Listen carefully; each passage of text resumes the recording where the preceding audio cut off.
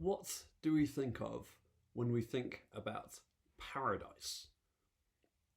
Paradise is a really funny word that can bring up a lot of different pictures.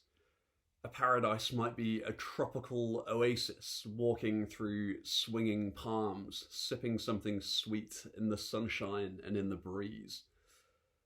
Is paradise a state of mind, an absolute contentment with who you are, what you are, living without resentment, savouring every moment of every day? Maybe paradise is a lover, a new, exciting romance, or perhaps one faithful for years and years and years.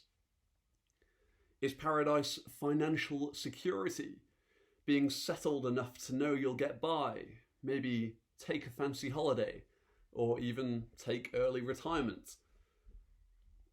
Sometimes I think paradise looks like a rack of steakhouse ribs, barbecue sauce glistening and dripping straight from the heat of the grill. Perhaps in recent weeks, paradise is an hour of exercise a day, the sweet release of a trip to the shop for essentials. Some of Jesus's last words on the cross are about paradise. Hanging on a cross, nails through his hands and feet, thorns digging into his skull, the sin of the world weighing on his shoulders. He looks across at two criminals hanging either side of him. One mocks him and the other praises him. To the one who praises him, he says, "Today you will be with me in paradise." You can imagine the moment. In those words, there is the promise that paradise is a place of healing, where the pain the thief is feeling will soon be over. A place without any hurting, where every tear is wiped away, a place of life and joy and peace. That's what we normally think about when we think about heaven, the perfect paradise.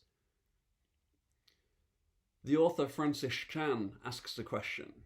Imagine for a second, if you could have heaven with no sickness, maybe all the friends you've ever had on earth, all the food you've ever liked, all the leisure activities you've ever enjoyed, all the natural beauties you ever saw, all the physical pleasures you ever tasted, no human conflict or any natural disasters.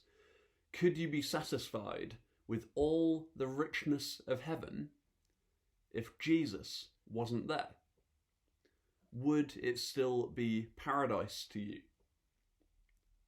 If we're being completely honest, how many of us would have to say yes to that question?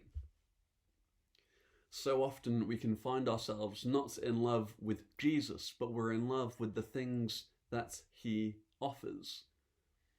We're in love with forgiveness. We're in love with escaping God's wrath, maybe. We can be in love with this idyllic scene of paradise where everything is perfect. But are we in love with Jesus himself? When we think of paradise, do we think of a place or do we think of a person?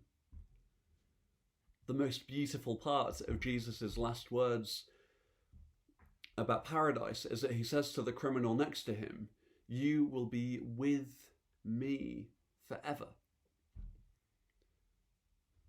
That's what makes it paradise.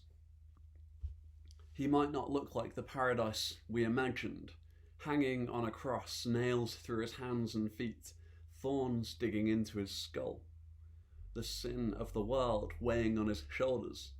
But this is paradise in person. Particularly at this moment when we might feel cut off from all the pictures we might have of paradise, cut off from our tropical oasis, cut off from our friends and our family, cut off even from just going outside. We are never cut off from Jesus. Let's take this time when we're separated from our other loves to focus back onto our first love, the one who loved us before we got distracted by any tropical oasis, or money, or status, or steakhouse ribs. Let's choose to love him not just for the things he offers, but for himself. He's enough. He's worthy. He's paradise in person. Amen.